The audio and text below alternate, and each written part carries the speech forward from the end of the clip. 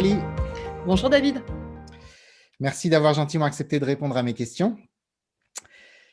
Aurélie Godefroy, vous êtes journaliste, animatrice et écrivain. Vous présentez notamment, tout le monde le sait, Sagesse bouddhiste sur France 2. Vous collaborez également au Monde et au magazine Inexploré. Et plus récemment, vous animez également une émission hebdomadaire, chaque mardi à 19h, sur RZN Radio, qui s'intitule « Mieux vivre l'instant avec Aurélie Godefroy ». Je ne sais pas si Aurélie Godefroy est dans le titre, mais je l'avais Non, noté c'est comme pas. ça. Non, mon ego n'est pas démesuré au point de vouloir mettre mon nom dans le titre. Non, Sur non. RZN Radio, Non, j'avais vu comme ça. Donc... Très bien. Donc, dans cette émission, des invités éclairés partagent avec nous leur expérience de l'instant présent. Je mettrai le lien dans la description pour ceux que ça intéresse. Enfin, comme je l'ai dit, vous êtes également écrivain et vous avez publié donc plusieurs ouvrages. Les 2 derniers en date sont tout frais puisqu'ils ont été publiés, ils sont parus la semaine dernière. Le premier m'est particulièrement destiné, développer son féminin sacré. Vous remarquerez qu'il y a un chapitre qui est consacré aux hommes. Ah bon, ça va alors. Mais oui, bien sûr. Donc le titre « Développer son féminin sacré, se reconnecter à sa puissance et vivre pleinement sa féminité ». Il a été publié le 27 janvier aux éditions Erol. Et le deuxième s'intitule « Des femmes inspirantes » et vous l'avez écrit avec Christophe Fauré. Celui-ci a été publié un jour avant, le 26 janvier, la semaine dernière, chez Albin Michel. Pour cet ouvrage, en fait, il s'agit de 12 témoignages exceptionnels qui donnent foi en la vie. Quelle belle transition vers la première question, j'ai envie de dire. Je vous écoute. À moins que vous vouliez ajouter quelque chose à la Non, j'allais vous dire, oui, que c'était 12 témoignages exceptionnels, en ce sens où c'est des témoignages de femmes qui sont vraiment ancrés dans la société d'aujourd'hui, mais qui sont très impliquées dans des domaines différents, qui sont l'écologie avec Vandana Shiva, par exemple, la politique avec Michelle Obama, l'art avec Marion Cotillard, ou des figures plus spirituelles comme Brooke Metzenigel ou Marianne Williamson, et des artistes, en tout cas que moi j'adore, comme Patti Smith et Marianne Faithfull. Donc je trouvais ça intéressant justement de voir un petit peu le sens qu'ont donné à leur vie ces différentes personnes. Et en fait, pourquoi Christophe Fauré, qui est psychiatre, est intervenu, c'est qu'à chaque fois, il nous donne un éclairage pour montrer comment on peut s'approprier justement chaque facette inspirante de la vie de ces femmes pour nous, dans notre quotidien, essayer d'avancer sur le chemin. Donc effectivement, ça fait peut-être la transition avec votre question. Tout à fait. Je vous aide là. D'ailleurs, Christophe Fauré, s'il nous écoute, j'aimerais bien l'interroger également. J'en serais ravi. Je lui passerai le message. Merci. Allez, première question, vous êtes prête? Je suis prête. Première question, la vie a-t-elle un sens? J'espère que oui. Sinon, pour le coup, le sens de ma vie à moi s'effondrerait. Oui, bien sûr, enfin, je pense que la vie a complètement un sens, qu'on n'est pas sur cette terre, pour rien et que si ce sens est bien évidemment différent, selon chacun, il est vraiment important de l'appréhender, de le comprendre. Alors ça se fait pas tout de suite, mais je crois que pour avancer justement et s'élever en conscience, il faut essayer de saisir le sens que l'on souhaite donner à notre vie, bien sûr, oui. Le sens que vous avez souhaité vous donner, vous l'avez réalisé quand? Je crois que je l'ai réalisé, le jour où je me suis pris le tsunami, le 26 décembre 2004, je crois. Mais vraiment au sens, propre, Propre, ouais. voilà. Et en fait, quand j'ai vu effectivement, les dégâts que ça a fait, moi j'en suis ressortie, on va dire indemne, en tout cas physiquement. Malheureusement, ça n'a pas été le cas pour toutes les personnes autour de moi et que je me suis rendu compte en rentrant à Paris que j'avais eu la chance d'être épargnée. Hem, Malheureusement, contrairement à d'autres, je me suis dit que je n'avais pas le droit, de me planter justement sur le sens de cette vie, dont j'avais, réalisé la préciosité, j'allais dire, comme on dit dans le bouddhisme, la précieuse vie humaine. Et je me suis dit que voilà, moi j'étais, donc vivante, j'avais la chance quand même d'être, quand même en bonne santé et que là, il fallait vraiment que, après avoir été confrontée, à la mort et avoir vu vraiment la vie partir aussi soudainement en l'espace de quelques secondes à cause de cette vague, que je réfléchisse vraiment à ce que je voulais faire de ma vie et c'est comme ça qu'ensuite je me suis orientée vers la spiritualité.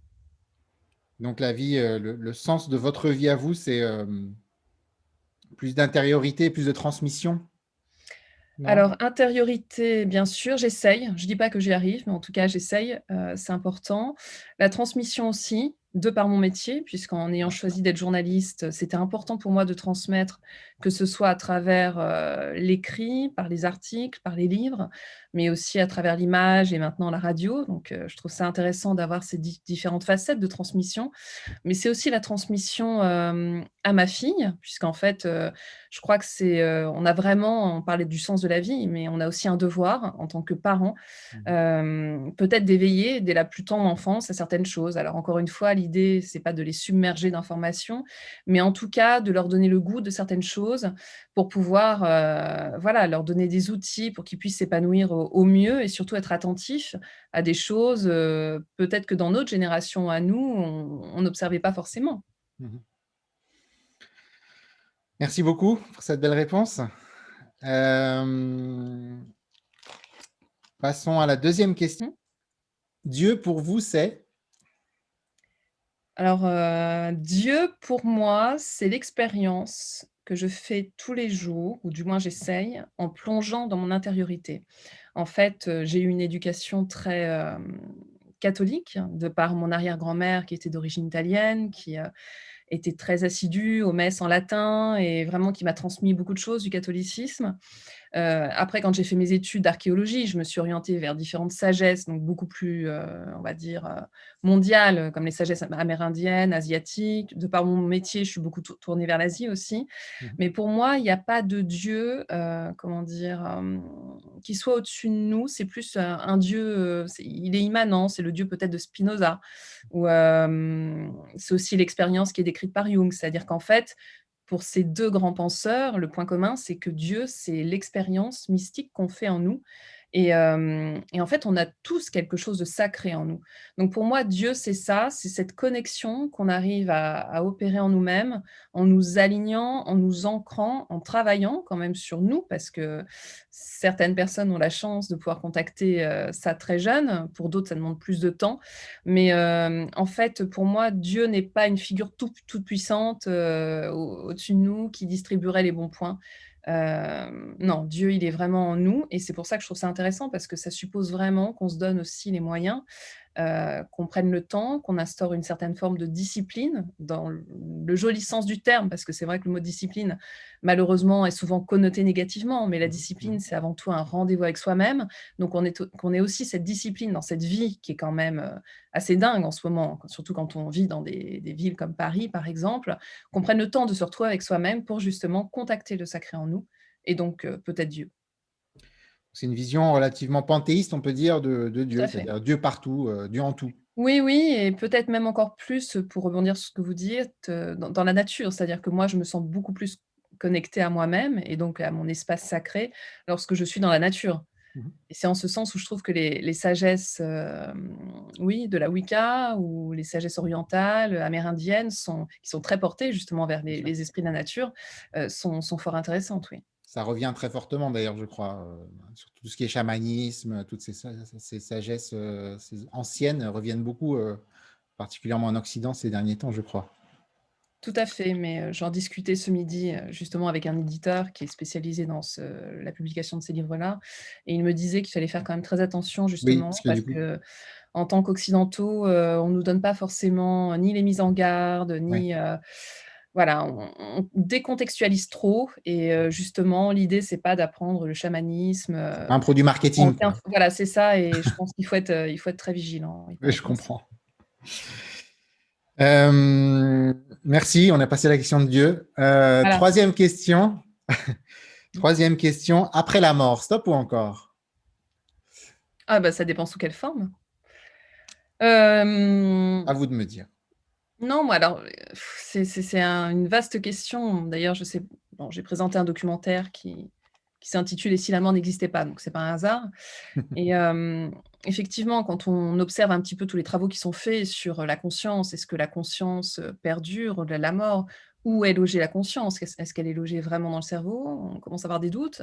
Ou est-ce qu'elle est logée dans le cœur? Ce qui supposerait éventuellement que, voilà, elle pourrait continuer à voyager lorsque le cerveau s'arrête. C'est intéressant.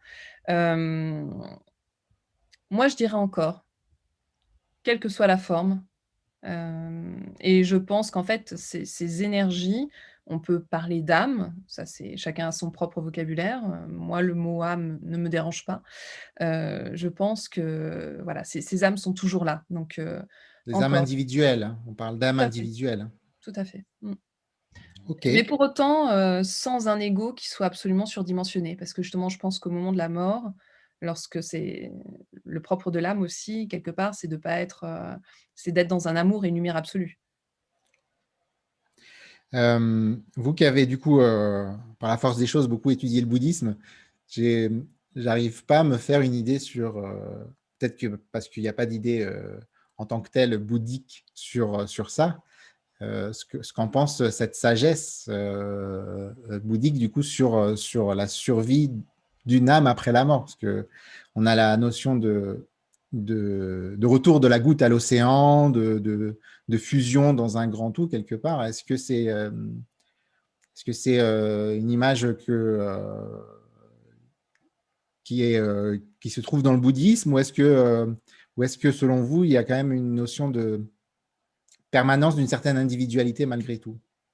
Bah, ça dépend de quel bouddhisme on Voilà, parle. C'est vrai on est qu'il y a d'accord. différentes traditions dans le bouddhisme, il y en a 3 principales, le bouddhisme tibétain, le Theravada et le bouddhisme zen. C'est Moi je différent dans chaque tradition. Voilà, c'est ça, mais c'est vrai que le bouddhisme tibétain et là je vous renvoie au livre, du livre des morts tibétains, Ouais, vraiment, peut nous apprendre beaucoup sur justement cette question de la mort, de permanence, peut-être justement alors ils emploient pas eux le mot d'âme, mais finalement peut-être de la conscience et ce qui est très intéressant et ça on peut peut-être le retenir même si on n'est pas bouddhiste, c'est qu'en fait on se prépare tout au long de notre vie à mourir. mmh, Vraiment et en fait, c'est ça qui est intéressant, c'est que, voilà, il y a une espèce de mode d'emploi qui nous fait prendre conscience que chaque intention qu'on pose aujourd'hui, chaque attention aussi, tous ces actes, finalement constituent ce qui va nous mener à la mort, mais va nous y préparer pour justement la vivre de la manière la plus sereine possible.